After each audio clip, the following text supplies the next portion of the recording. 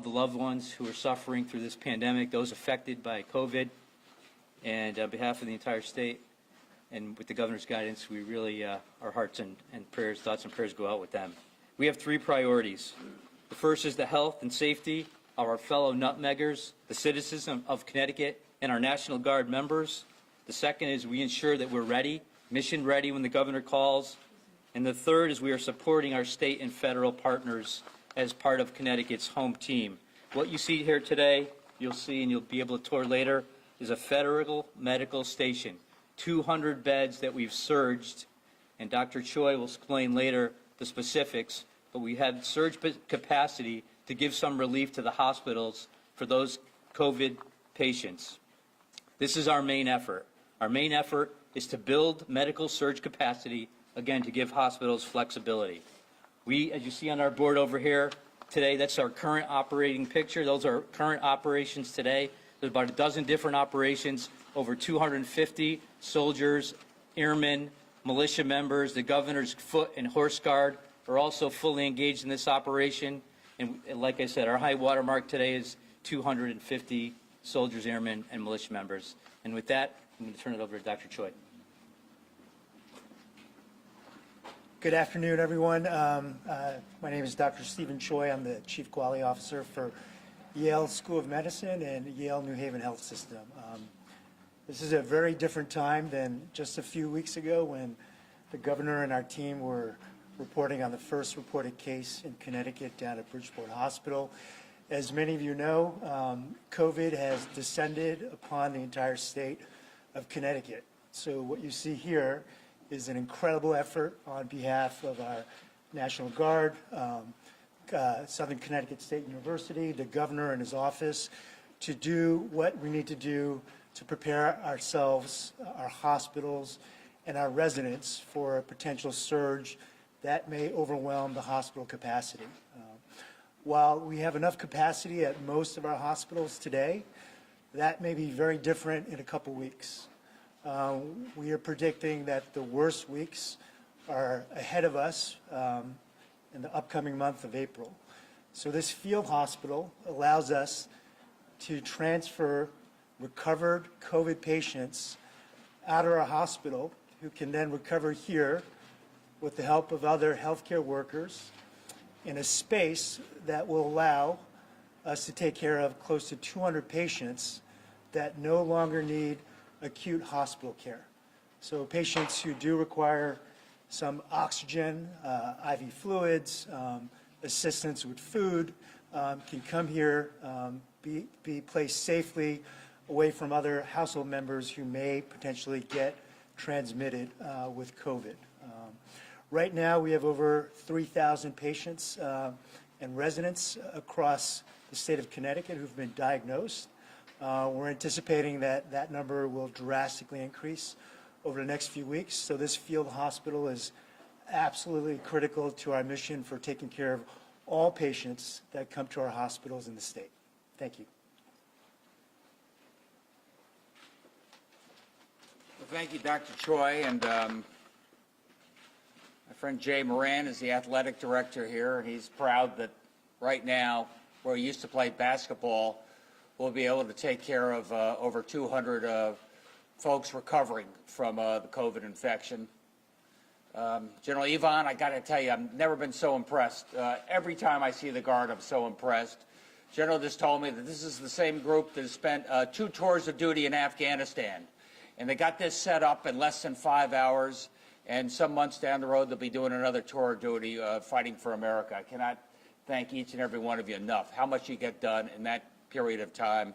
What we're doing here, as Dr. Choi explained, is continuing to do what we can within our control to expand the capacity of our medical facilities. This Moore Field House is going to be a big extension. We're doing the same thing at Tully down in Stamford. We're going to be doing the same thing at Central Connecticut. We're looking at other facilities, and I really want to thank the Army Corps of Engineers and FEMA for helping to prioritize Connecticut as we get ready. We have a little bit of time to get ready, and it will make a world of difference. I'll tell you a little backup on where we are. We've had probably another 429 infections. I think 16 fatalities.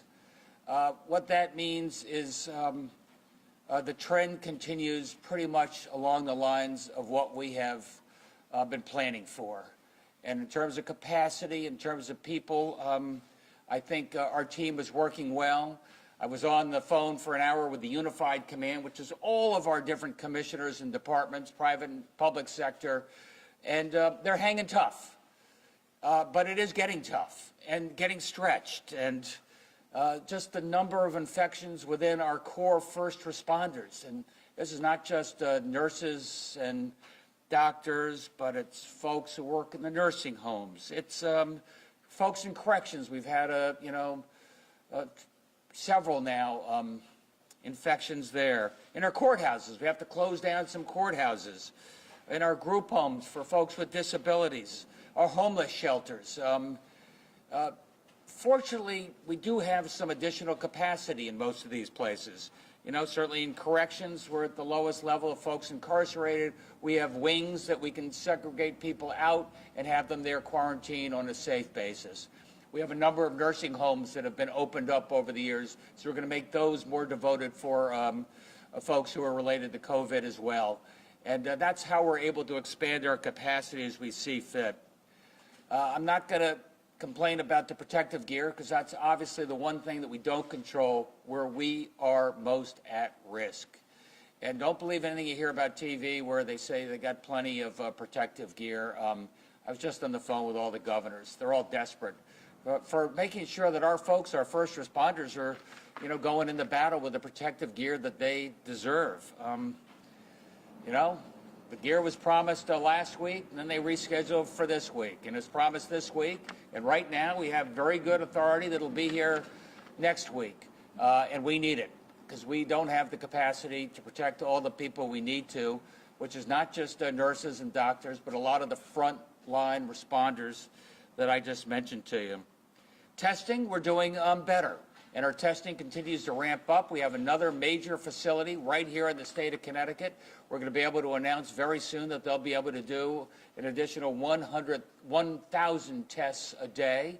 That allows us to test more of the folks, maybe at a Yale New Haven hospital, see whether they're COVID, see whether they're not, see whether they need an ICU room or something else. It gives us a lot of flexibility, and it's part of the triage that we need that allows us to open up capacity where we need it. We've had some conversations with the company that has got the 15-minute test and urging them to make sure that Connecticut is a priority.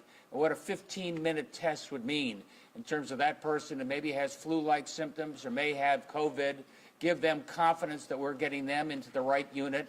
And more importantly, or just as importantly, when it comes to all those other first responders, give them a little bit more confidence if we can roll out this test that they're safe, and that the people they're taking care of are safe, knowing that they're there. You saw the briefing by the task force, the Vice President's task force. You saw the big swoop of, depending on how bad things get, it could be 100,000.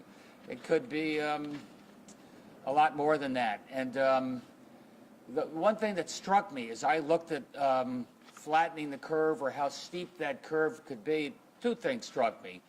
One, all the stuff about the General Motors and the auto companies and making ventilators and the scheduled delivery date in 2 months, that's all on the backside of the curve. That's not in time to save lives.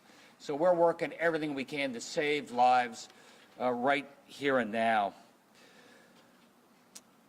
The other thing that struck me on a positive note was that I used to say, social distancing makes a difference. Look what they did in Singapore. Look what they did in Hong Kong. Look at how they were able to save lives by very strict social distancing. And people wondered whether we'd be able to do that in the United States, just given our culture of freedom and democracy.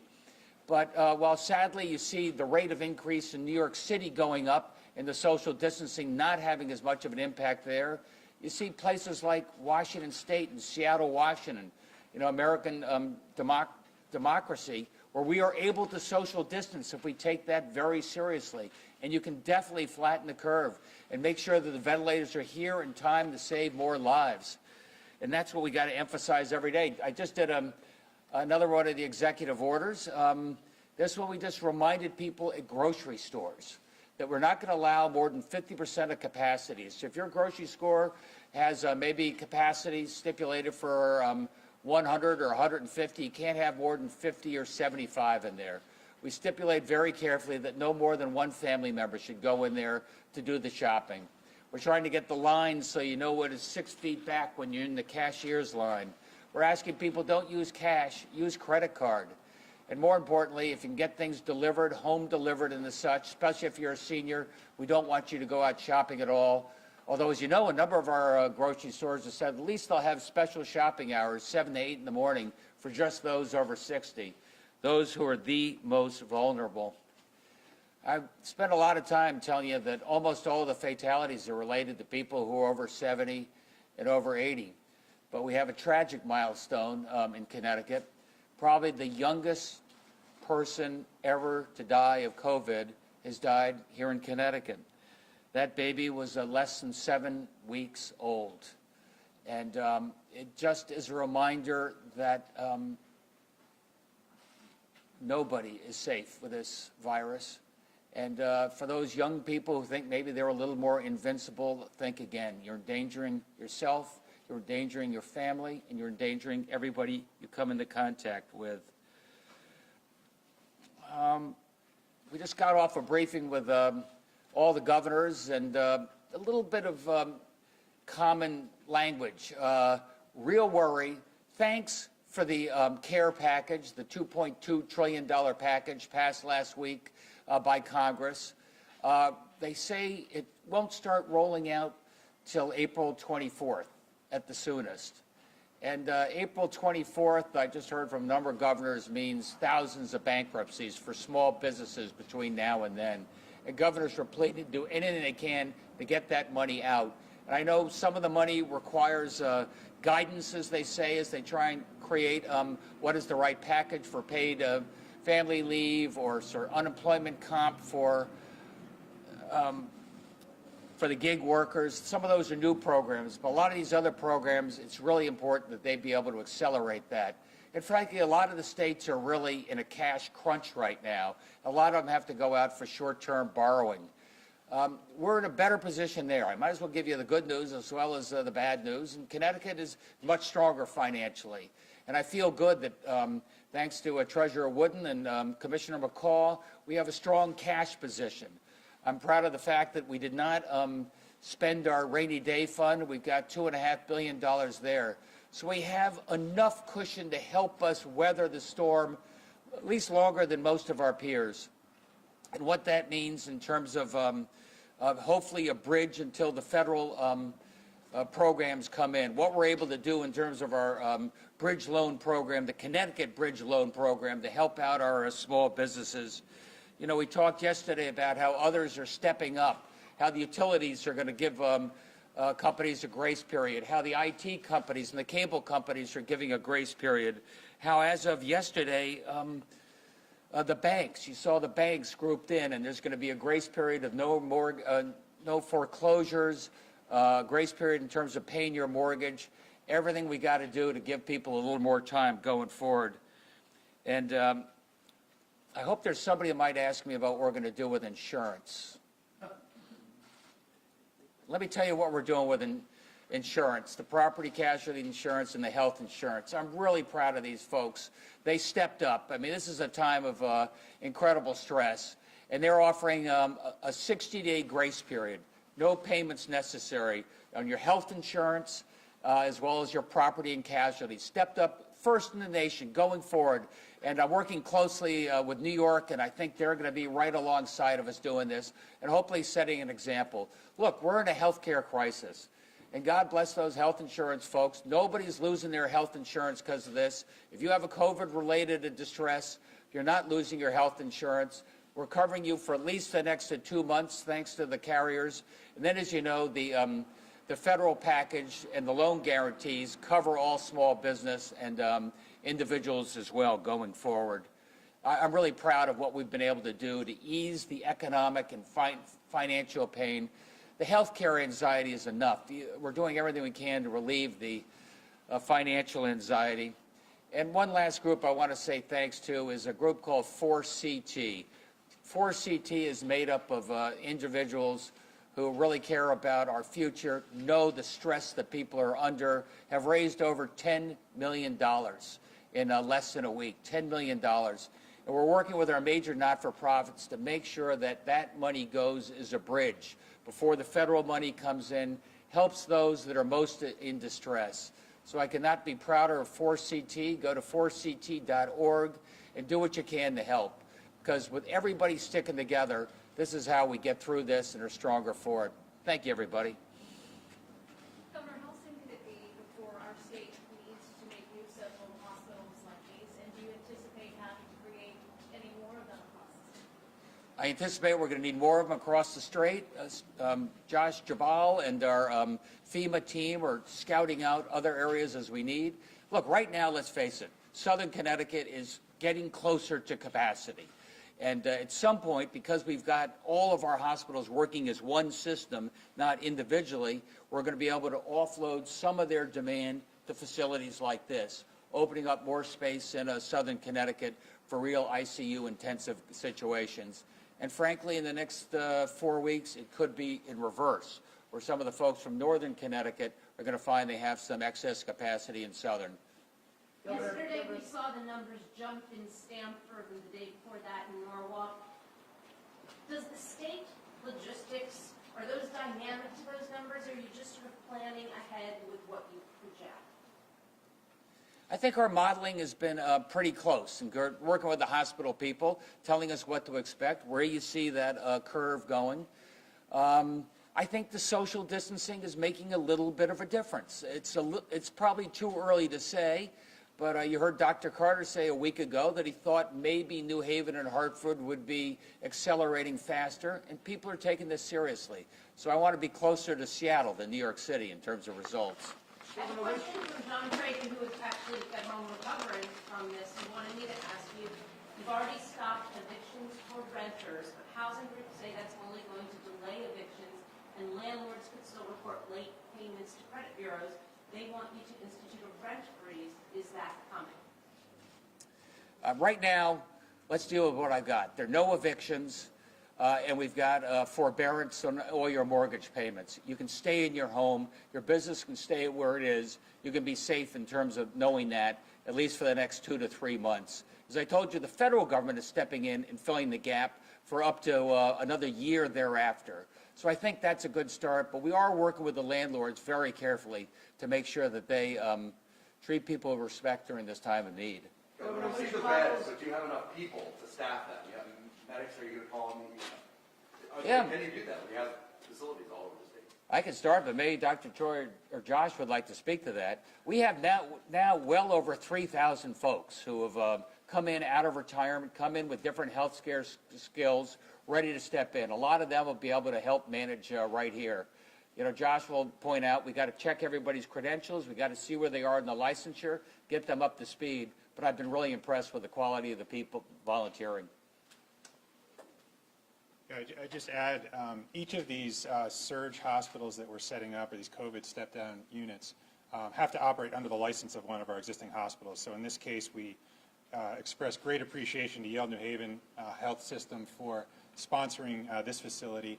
They will be assigning a leader to essentially run it and establishing a staffing plan. And then, as the governor said, we're going to be working with them to supply staff where the hospital's existing staff is short. Obviously, they have to operate their existing facilities. They're surging in their own four walls already, so they have a lot of needs from a staffing perspective, and the state will step in to help supplement that. The state will also be providing the dining and the food capabilities, the dorms for healthcare workers who would prefer to stay here rather than go home, and a lot of other ancillary services. Governor, which models are you using to make your decisions, such as opening this field house here? Which models are you using, and what are your views on the University of Washington model, talking about 1,000 deaths in Connecticut? I haven't focused as much, Chris, on the exact model, because I know that whether we increase our capacity by 50% or 100%, every indication is we're going to need all that capacity. So what I'm doing is making sure everything I do, I expand capacity as fast as I can, fight for every ventilator I can get all the PPE we can, make sure we have more field hospitals like this, do everything I can to expand the capacity.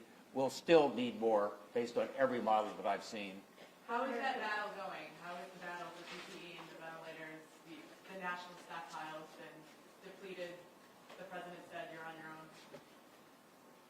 It's not going that well. I mean, we're down there fighting every day. You know, Josh and his team, we got 40 people at DAS. All they do is source down every protective gear lead we can. They're coming from all over the world. We're scrambling at this stuff.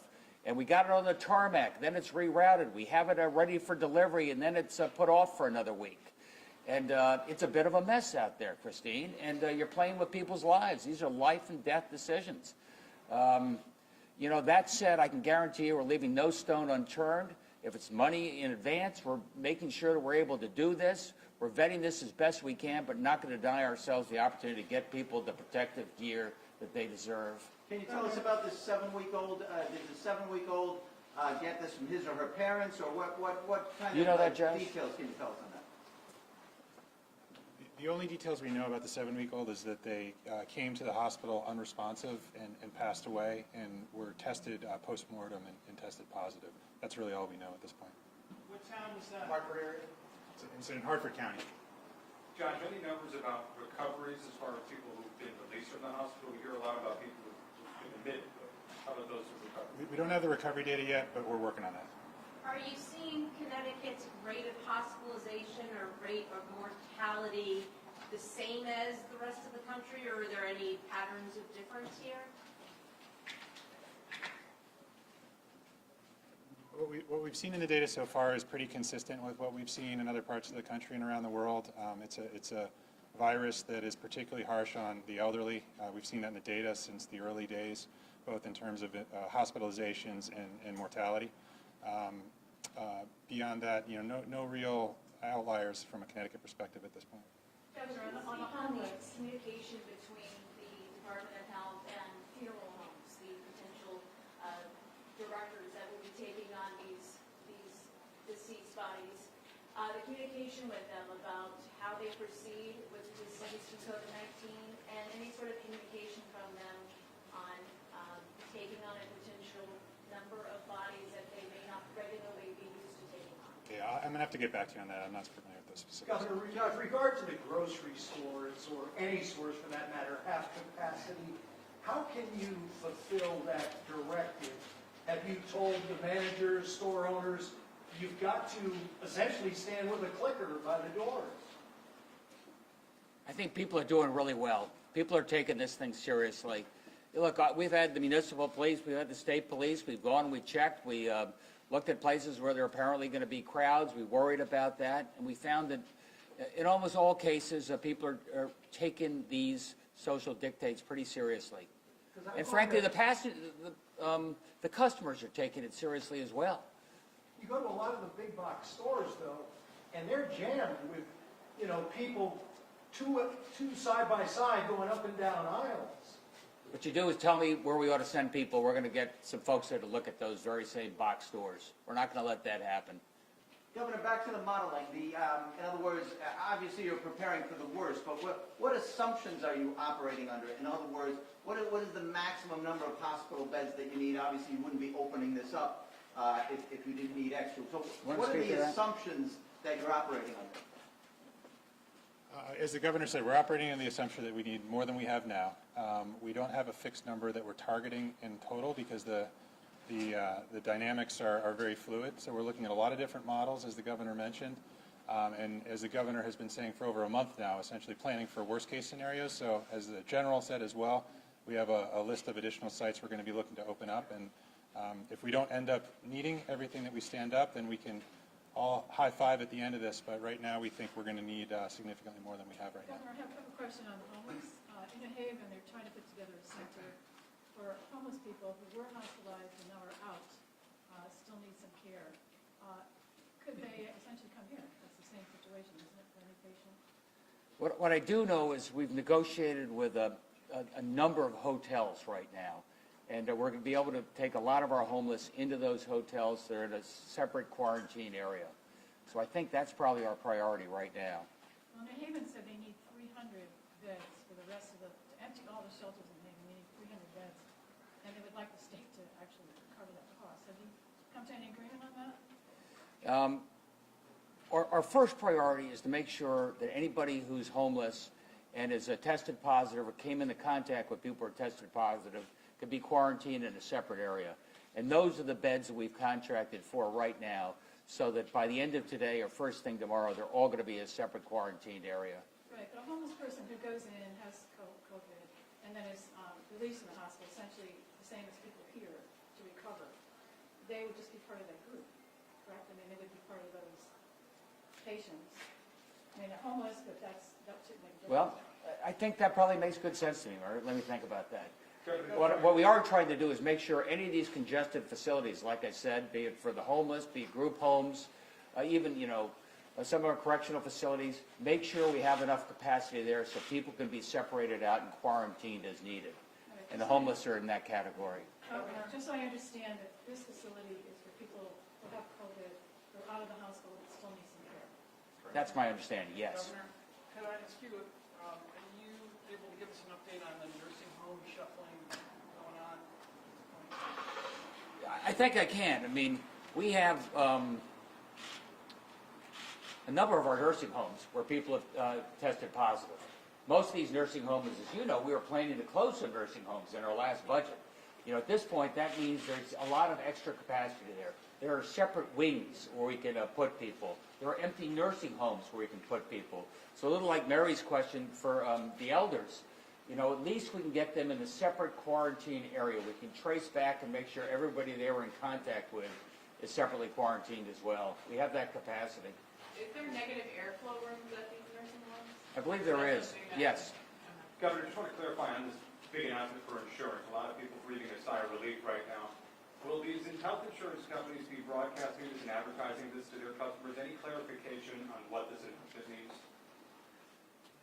Well, I'm broadcasting it, let's put it that way. And I hope, look, they are going to be very clear with each and every client that contacts them.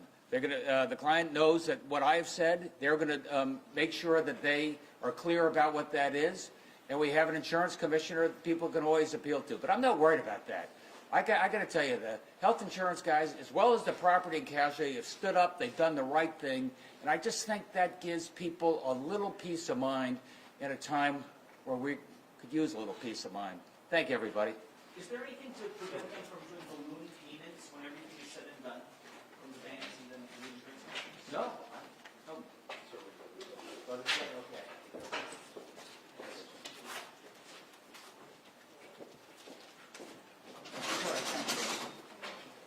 Thank you, Yale. Thank you. Mars is really good. Part of that.